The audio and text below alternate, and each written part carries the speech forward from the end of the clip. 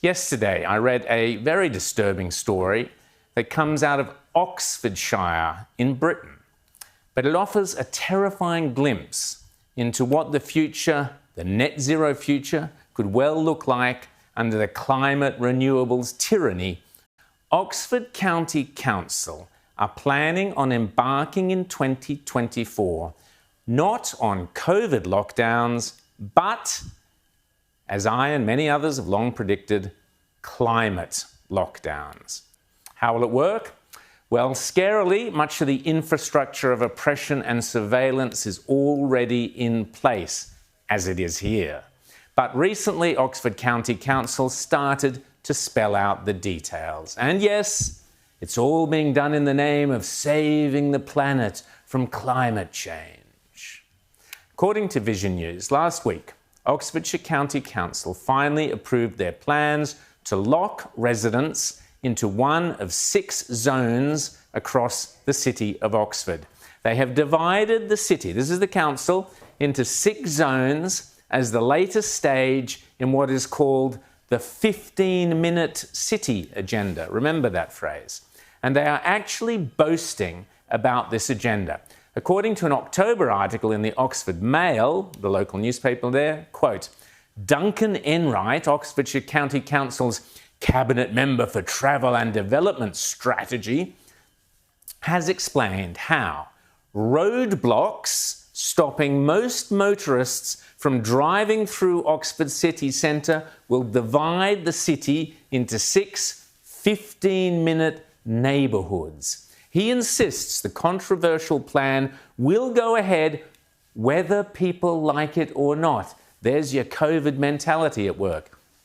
The Oxfordshire Council will place electronic gates on key roads in and out of the city, confining residents to their own neighbourhoods. Even the Times newspaper has reported on this travesty without batting an eyelid, that motorists will be fined simply for leaving their neighbourhood once too often.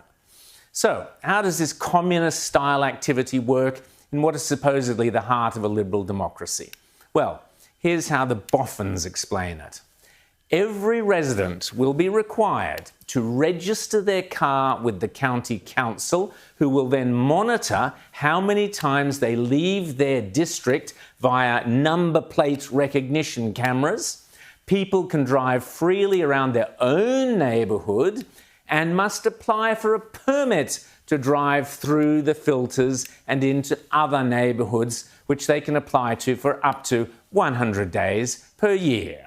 The council will then track their movements via smart cameras positioned all around the city. If any of Oxford's 150,000 residents drives outside of their designated district more than 100 days in the year, he or she can be fined $150 a pop. So what exactly is a 15-minute city? The term was coined in 2016 by Sorbonne professor Carlos Moreno, who was given a Nobel Award in 2021 for developing his idea.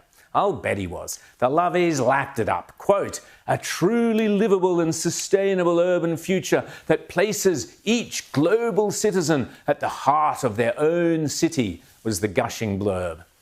When they say places each global citizen at the heart of their own city, of course, I suspect what they really mean is imprisons each global citizen within 5 kilometres of their own home. Unsurprisingly, we find the concept enthusiastically being sold by Klaus Schwab and the World Economic Forum. The same mob who hope that by 2030 you will own nothing and you will be happy have even gone to the trouble of drawing you up a cute little diagram of your wonderfully new virtual prison to make the idea look benign and appealing, as well as a funky interactive World Economic Forum graph. Klaus loves these things, where you can learn that urban resilience, for example, is linked to climate change, cybersecurity, and, of course, systemic racism.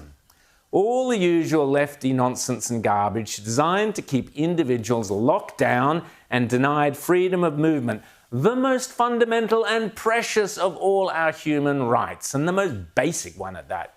As Joanna Nova says on the excellent Joe Nova website, the 15-minute city is now already being eagerly embraced by the United Nations to tackle climate change, of course, as well by a host of city councils and local governments all around the world, including popping up in Barcelona, Paris, Portland, Buenos Aires, and even Brisbane and Melbourne. Yes, they're everywhere.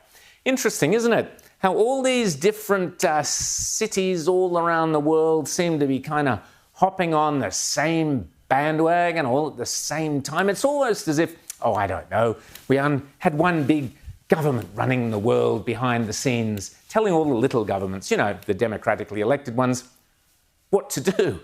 Of course, I'm only joking. That could never happen, could it?